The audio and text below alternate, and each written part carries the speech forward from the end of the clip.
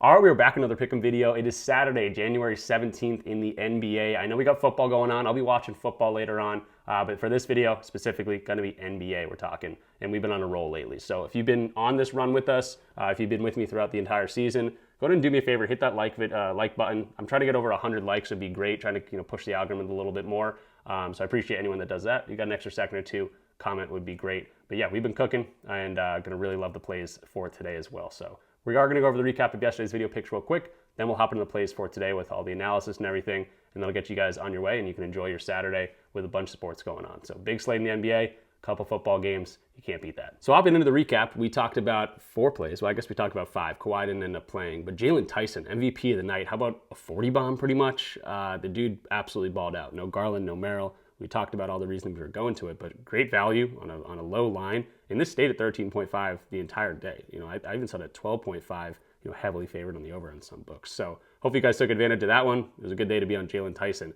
Then we had Montes Buzelis. He was our one loss yesterday. He had 6 rebounds. 4 of those kind of came in the second quarter. So usually I would go back and watch those boards. I didn't do that today, but that could just been like, a couple just landed in his lap. So I don't hate the read there. Again, he ends on 6 on the hook. That's our one loss. And it was a 0.5 unit play because we were attacking 2 bowls, and I didn't really like the combo of them. Whatever. I don't go to 0.5 unit plays very much, but it ended up working out in this case because Io hit, Matas didn't hit, so we ended up these guys just being a wash. But the guy wasn't a wash. Sadiq Bey, he had this early in the fourth quarter, was tracking the entire game to get us that second unit on the day. So again, we've been cooking these the last few plays in January, and a lot of these plays have just been absolutely crushing their line. Again, Jalen Tyson last night, Precious Achiuwa more than doubled his line. Igor Denim on the 2.5 threes plus money. He had 5 threes. A lot of these guys crushing their lines, so definitely seeing the board really well. You're going to try to ride the momentum like we have been into today's picks. So yeah, let's get into plays. And again, feeling good. Big slate. Let's go. So jumping into Props Madness like we always do to start talking about our plays. If you're watching this video and you're like, dang, I got to try this tool out. It's very cheap for industry standards, and you get 25% off your first month. Use my link in the description down below.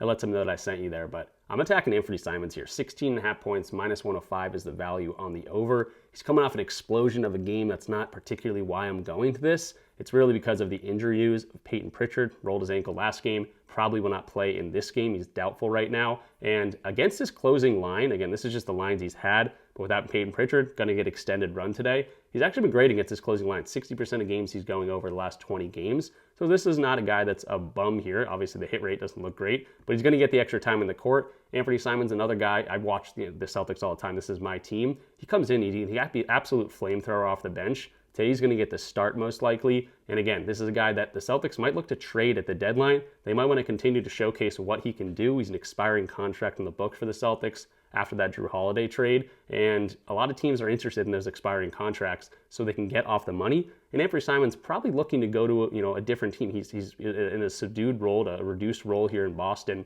And he's a great player, obviously a great offensive player. And he's shown flashes on defense. I'm very happy with what I've seen as a Celtics fan from him. So I don't know if the plan is to trade Simons. I don't know if the plan is to keep him and extend him next season, whatever it might be, or re-sign him. But regardless, it is the Celtics are going to play this guy a whole lot of minutes today, and that's really going to be the play. With Peyton Pritchard out, I expect him to get a whole lot of run, and we can take this closing line away and kind of see his expected minutes here. All right, now we're getting a 35% hit rate. Expect for 23 to 33 minutes. If you go over to RotoWire and see his projected minutes, they're expecting 33. I expect much more minutes from this guy. I would say even 30 plus, but even if you go to 27 plus, the hit rate starts to come in more and more because this guy can shoot the ball when he's on the court. And again, he's coming off a 39-point game yesterday where he exploded. So he's going to be feeling good. This is not a bad matchup either if you go to the way he scores the ball. Pick and roll ball handling, sure, it's 4th ranked, but he's going to be in the starting lineup, maybe more in that spot-up role, in the isolation role. He likes to shoot the ball when he has the ball. He's the kind of guy that does not pass too much. But in this Celtics offense, he's been great. He can be in that spot-up role. He can shoot a whole bunch of threes. And I think the volume is going to be there for at least 17 points. Again, without Peyton Pritchard is the main thing here. So it's a minutes play. We're going to see 28 plus minutes. That's when this hit rate starts to go up and he's getting these 20 plus games. And we've seen something similar to this before. Peyton Pritchard himself has not missed a game this season, but again, expected to miss today. But Derek White has missed a game, and this is where he scored 18 points against the Cavs, had 27 minutes in that game. Didn't crush this line, but I do like to see that he went over this thing. And Derek White, kind of very similar to a guy like Peyton Pritchard, much bigger player, but a guy that handles the ball a lot for the Celtics, a guy that shoots a lot of threes. that's where we're going to see Anfernee Simons in that role today. And again, not the most amazing matchup when you look at his player type analysis, but he's not going to be getting a ton of pick and roll ball handling, I don't believe, today. He can still do some damage in that today, but I think he's going to get a lot of spot-up opportunities where they're more of a mediocre team, and he loves the ISO ball when he gets the ball in his hands, especially once he hits a shot or two. He's going to be looking to get to the rim or do a step-back three or whatever it might be. I just think the volume is going to be there. Again, I'll show it one more time. This is the minutes play. 27-plus minutes, you'll see the hit rate jump up. 28-plus minutes, the hit rate's right around 67%. So go in there, play really well. This is a road game. He's actually played a lot better on the road this season in terms of scoring as well. I like the chances today coming off a massive game against the Heat.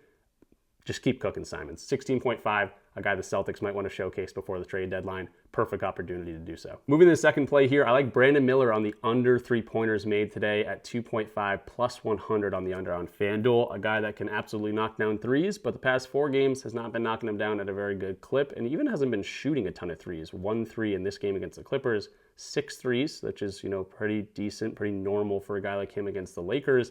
And the Hornets have been winning some of these games. 27-point victory against the Thunder. Jazz, they won by 55, and then they go ahead and beat the Lakers by 18. They get the Golden State Warriors today, who have been playing pretty well, especially the last game they played. But this is not a great matchup for him. He's in Golden State as well. Again, kind of a 4-game skid in terms of making these 3-pointers. And I don't particularly love this matchup. You can see spot-up scenarios, sure, 13th ranked, but catch and shoot, they're ranked 4. You can see players are not going over their 3-point lines a whole bunch against this team. Only 47% of the last 15 players going over this 3-point line. Pick and roll ball handling, it looks a little bit difficult for him. They're going to get LaMelo Ball in there. They're going to have Concanipple in there. Last 20 games, only over this in 40% of games. So plus 100 for the play that, not hitting even at a 50% clip. Definitely like the odds we're getting here, maybe more of an odds play. But this is another one that, these guys will be playing and they're going to be away. 27% of games that these guys are in the lineup and they're on the road. Brandon Miller not knocking down his threes particularly well. Sure, there's some outliers here against the Bulls, specifically against the Thunder, where again, they kind of cooked in that game, shot 70% from 3. But not an amazing matchup here. And I really like the hit rate with these guys both active on the road. Sometimes certain players do not shoot particularly well on the road, especially younger players like a guy like Brandon Miller. We can also take a look at other things like that catch and shoot defense. Teams that play really well in this catch and shoot, again, ranked 4th. That's 30% of his shots in that catch and shoot spot.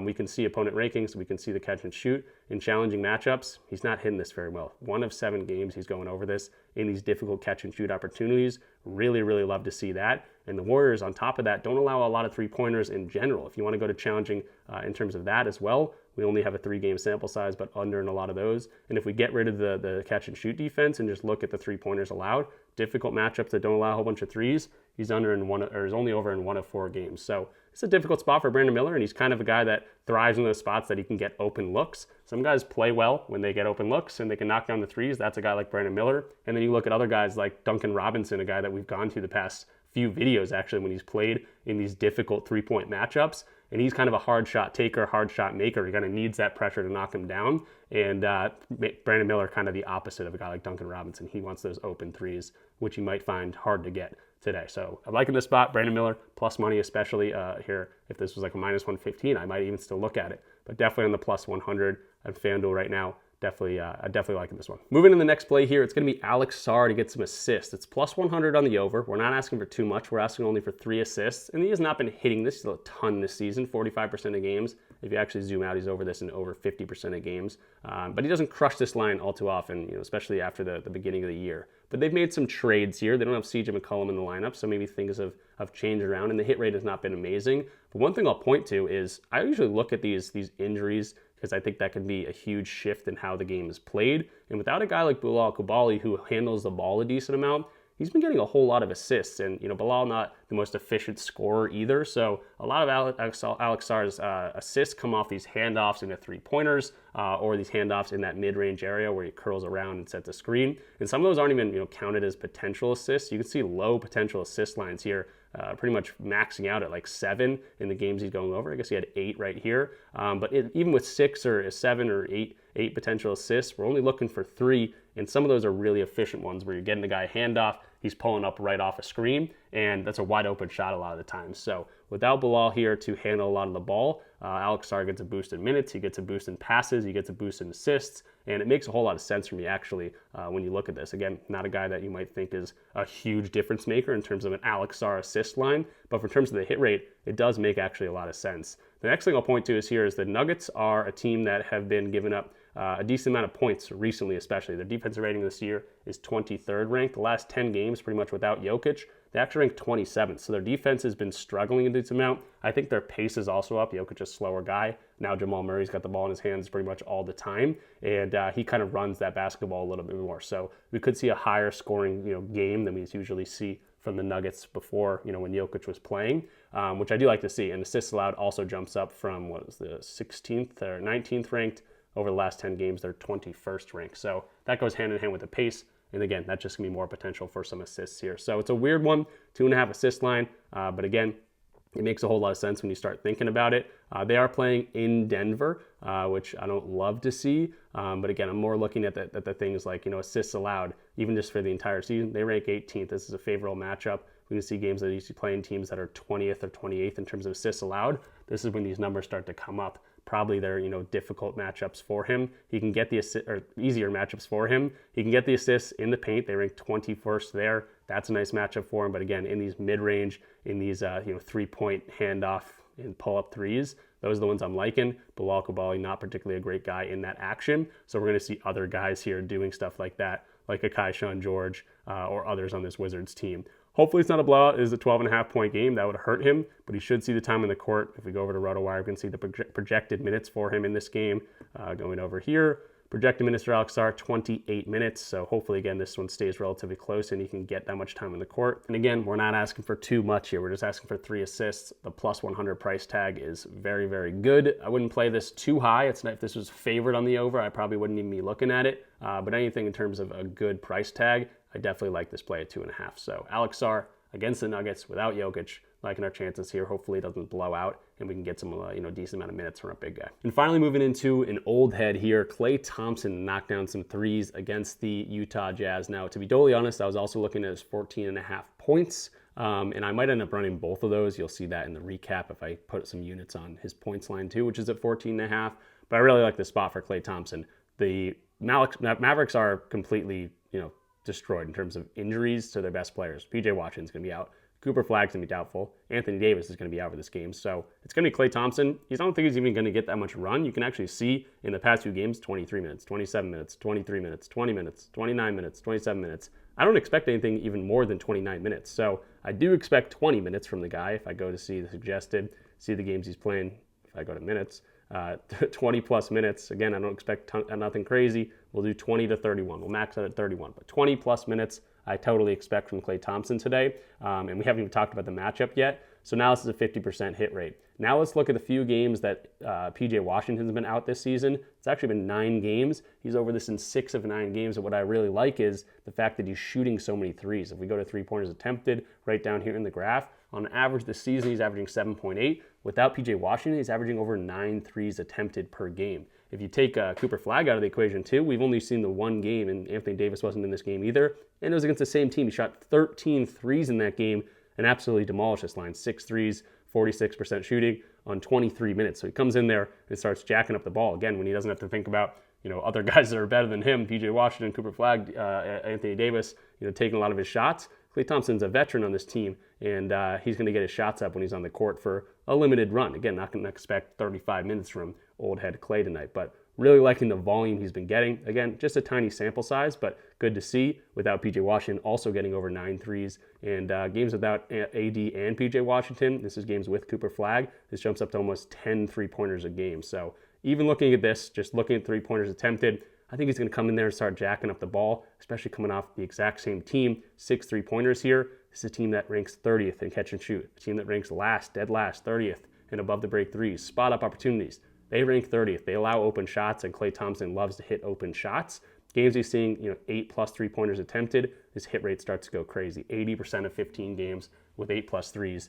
he's knocking a whole lot of these down. So again, I'm going to the 3-pointers, made line at 3.5 plus 110 value. You could look at the 14.5 points, which is also available on BetMGM right now, or it was. I thought it was. No, now it's not anymore, and it's way bit worse odds. So definitely going to look at the 3-pointers line, but the hit rate's also better. So 3-pointers, get the best value you can. Again, plus 110 is where I'm going to get it. Plus 113 actually on DraftKings. I'm going to submit this right now, but really like this opportunity for Klay to come in, not have to worry about the other guys that are better than him on the court. His job is to come in, knock down open shots, and I think he could get a lot against the Jazz again. He's had 6 threes in both games against the Jazz. In the other game he had played the Jazz, he had 4 threes. So it's a team he's seen a lot, a team that continues to get him open looks. He's shot a bunch of threes in these games. He's made a bunch of threes in these games. This one might be, I laddered this up to 4.5 now that I'm looking farther into it. But yeah, Klay, again, with the plus 113 value, no brainer to me. He should get the time in the court, and love what I'm seeing here. And whatever I'm about to put into play, this is just a teaching point for you guys. Lines are always moving, but I want to get the best value out there, like you guys should be doing too. That's when I check out OddsJam. There's a link in the description down below if you want to check out OddsJam, but this is the sportsbook screen. I want to see the best odds I'm getting. And again, that was DraftKings showing on Props Madness at plus 113, but I can have to actually get this at Novig at plus 120. So that's where I submitted the play just now. You can still get this at plus 106 even on FanDuel. Plus money for this play I think is absolutely worth it. But again, I'm going to go to Novig and take this at plus 120.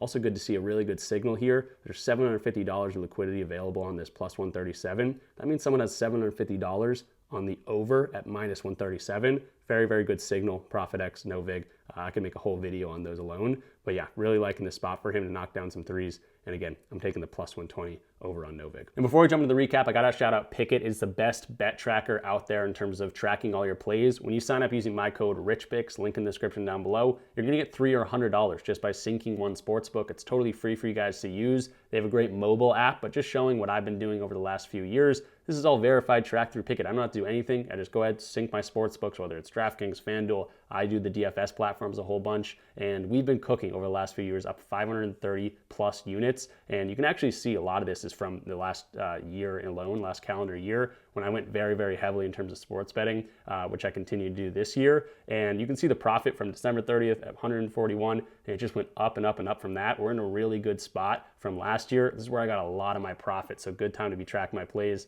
and showing you guys. But you want to be trying this out, completely free for you guys to use. They have a great mobile app. Sign up using my code RichPicks, get $300 just by syncing one sportsbook, but you should sync all of them. You want to know if you're winning or you're losing. So jumping into the recap, what we talked about in this one, Anfernee Simons over 16.5 points. No Peyton Pritchard, should get a huge boost there. Brandon Miller under his 2.5 threes, plus money on that one. Alex Sarr over to get some assists, 2.5 plus 100 on that one. And then Klay Thompson plus 120 on Novig. I just showed you guys over the 3.5 3-pointers made. So really good value on a lot of these plays, not attacking any sort of very much favored play, to be totally honest. But again, liking the value, and that's what we're going to be attacking today. There's going to be some sort of regression back to the mean at some point, meaning a bad day probably incoming at some point. We're not going to hit a 70% clip always, especially going for plus money plays, which we have been over the past few videos. But yeah, going to be continue to try to roll this as far as we can in this run, and appreciate everyone watching. But that will do it for me. Again, check out all those things I mentioned. Pickit, sign up, free for you guys to sign up. Bet Tracker, you're going to get $3 or $100 just by signing up. Check out Props Madness. That was a tool I was using all throughout the video. Discount code in the link in the description down below. Check out OddsJam, and check out Underdog, PrizePicks, any of those partner platforms I have. You get free money when you sign up using my code, and it's a great way to support the channel. So thank you guys for watching. Good luck with all your bets today. Again, really good football games we had to watch today. And of course, we got some basketball here that we have some money down. So I appreciate everyone. I will see you in the next one, which potentially will be tomorrow, because I'm trying to just continue to be consistent here. I've been very consistent since about January 7th when I returned from break and holidays and everything like that. And I'm dedicated to this right now, so I'm going to be focused on getting consistency out. But if I'd miss a day, it would be a Sunday, because typically those games get a little wonky, but also they're very early in the day. So I appreciate everyone. I'll see you in the next one. Peace out.